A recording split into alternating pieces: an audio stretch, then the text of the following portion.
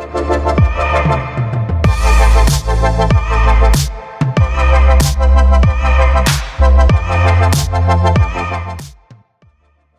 guys, Assalamualaikum warahmatullahi wabarakatuh.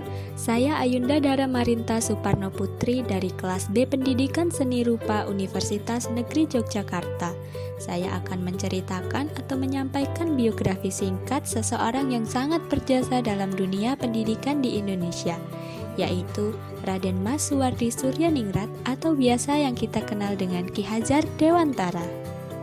Raden Mas Suwardi Suryaningrat atau biasa dikenal dengan Ki Hajar Dewantara lahir di Paku Alam tanggal 2 Mei 1989.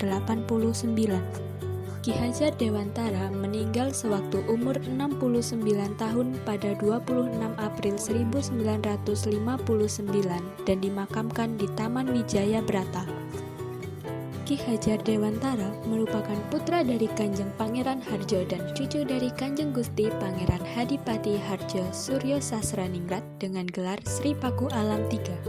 Ki Hajar Dewantara menikah dengan Raden Ajeng Sutartinah, putri dari Kanjeng Pangeran Haryo Sosroningrat. Pernikahannya dengan Raden Ajeng Sutartinah dikaruniai 6 orang putra dan putri yang dilahirkan di negeri Belanda. Namun, ada juga yang dilahirkan di Indonesia. Masa remaja sebagai Raden Mas Suwardi Suryaningrat. Ki Hajar Dewantara kecil atau Raden Mas Suwardi Suryaningrat melangsungkan pendidikan di Sekolah Dasar Belanda II atau ELS dan tamat pada tahun 1904. Setelahnya, Raden Mas Suwardi Suryaningrat memasuki Sekolah Guru Yogyakarta. Namun tak lama kemudian mendapat beasiswa di Sekolah Dr. Bumi Putra Stovia selama 5 tahun. Tetapi tidak sampai tamat karena beliau sakit. Kecerdasan dan kepiawaiannya menggunakan bahasa Belanda menjadikan Raden Mas Suwardi Suryaningrat mendapatkan surat keterangan istimewa dari direktur sekolahnya dan bekerja di laboratorium pabrik gula Kalibogor, Banyumas. Sebelum akhirnya pindah bekerja sebagai asisten apoteker di Ratpam, Yogyakarta. Sekembalinya ke Yogyakarta, beliau berkenalan dengan bidang jurnalistik. Awal karirnya dimulai dengan membantu surat kabar Sedia Utomo di Yogyakarta, kemudian Midden Java di Bandung, dan juga The Express di Bandung, Utusan Hindia, Kaum Muda, Cahaya Timur, dan Pusara. Raden Mas Suwardi Suryaningrat tergolong penulis terkenal dengan tulisan yang komunikatif. Tulisan semangat anti-kolonial Raden Mas Suwardi Suryaningrat menjadikannya semakin dikenal dan sempat menyulut api di kalangan pemerintah kolonial Hindia Belanda saat itu. Berikut merupakan salah satu contoh tulisan Raden Mas Suwardi Suryaningrat atau Ki Hajar Dewantara yang berjudul Seandainya Aku Seorang Belanda.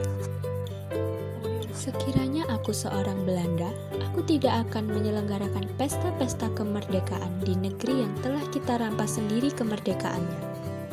Sejajar dengan jalan pikiran itu, bukan saja tidak adil, tetapi juga tidak pantas untuk menyuruh si Inlander memberikan sumbangan untuk dana perayaan itu. Ide untuk menyelenggarakan perayaan itu saja sudah menghina mereka, dan sekarang kita keruk pula kantongnya. Ayo, teruskan penghinaan lahir dan batin itu. Kalau aku seorang Belanda, hal yang terutama menyinggung perasaanku dan kawan-kawan sebangsaku ialah kenyataan bahwa Inlander diharuskan ikut mengongkosi suatu kegiatan yang tidak ada kepentingan sedikit pun baginya.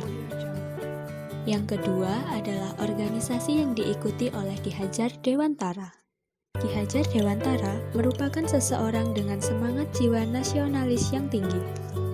Beliau memasuki organisasi kepemudaan pertama Indonesia, Budi Utomo, yang bergerak di bidang sosial dan politik.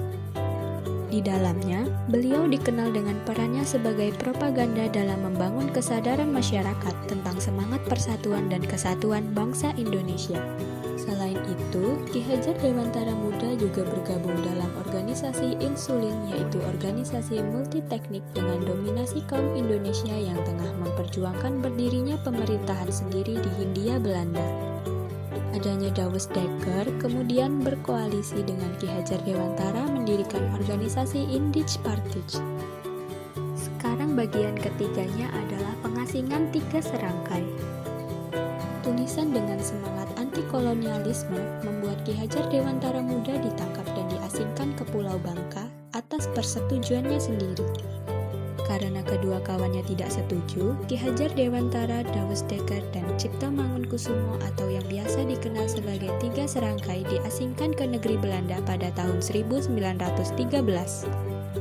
Di tengah perasingan ke Belanda, Ki Hajar Dewantara tidak berdiam diri. Beliau aktif dengan sebuah organisasi perhimpunan Hindia.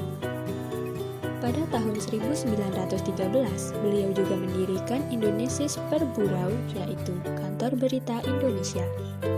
Saat itulah Ki Hajar Dewantara memiliki cita-cita untuk mencerdaskan kehidupan kaum pribumi bangsa Indonesia dengan mempelajari berbagai ilmu pendidikan dan pada akhirnya memperoleh Europese Akte atau ijazah yang bergengsi dan menjadikan batu pijakan pertama dalam mendirikan berbagai lembaga pendidikan di Indonesia. Yang keempat yang kita bahas adalah Ki Hajar Dewantara mendirikan Taman Siswa. Sekembalinya ke tanah air Indonesia pada September 1919, Ki Hajar Dewantara bergabung dengan sekolah yang didirikan saudaranya sebagai guru. Pengalaman mengajar tersebut kemudian membuat Ki Hajar Dewantara mengembangkan konsep mengajar tersendiri. Pada 3 Juli 1922, Ki Hajar Dewantara mendirikan sekolah bernama National Onderwijs Instituut Taman Siswa atau yang saat ini dikenal sebagai Taman Siswa. Setelah usianya genap 40 tahun dalam penanggalan Jawa, Raden Mas Suwardi Suryoningrat mengubah namanya menjadi Ki Hajar Dewantara yang dimaksudkan dengan tujuan lebih merakyat tanpa embel-embel gelar bangsawan. Dan di bagian terakhir, kita akan bahas Ki Hajar Dewantara sebagai Bapak Pendidikan Nasional Indonesia. Setelah Indonesia merdeka, Ki Hajar Dewantara diangkat menjadi Menteri Pengajaran Indonesia dalam susunan Kabinet Pertama Indonesia. Tahun 1957, Ki Hajar Dewantara mendapatkan gelar Doktor Kehormatan dari Universitas Gadjah Mada. Jasa-jasanya yang luar biasa dalam dunia pendidikan Indonesia berdasarkan Surat Keputusan Presiden RI Nomor 305 Tahun 1959, 28 November 1959, Ki Hajar Dewantara dinobatkan sebagai Bapak Pendidikan Nasional Indonesia. Tanggal kelahirannya juga diperingati sebagai Hari Pendidikan Nasional Indonesia. Dunia pendidikan Indonesia juga sudah tidak asing lagi dengan semboyan Ing Ngarso Sung Tulodo, Ing Madya Mangunkarso, dan Tutwuri Handayani yang merupakan semboyan ciptaan Bapak Pendidikan Nasional Ki Hajar Dewantara. Semboyan tersebut memiliki arti di depan jangan lupa memberi contoh atau teladan, di tengah harus selalu memberikan semangat, dan di belakang senantiasa memberikan dorongan. Semboyan tersebut diabadikan dalam logo pendidikan bangsa Indonesia yang sampai saat ini masih diterapkan di sekolah-sekolah Indonesia. Sekian penjelasan dari saya, kurang dan lebihnya saya mohon maaf. Wassalamualaikum warahmatullahi wabarakatuh.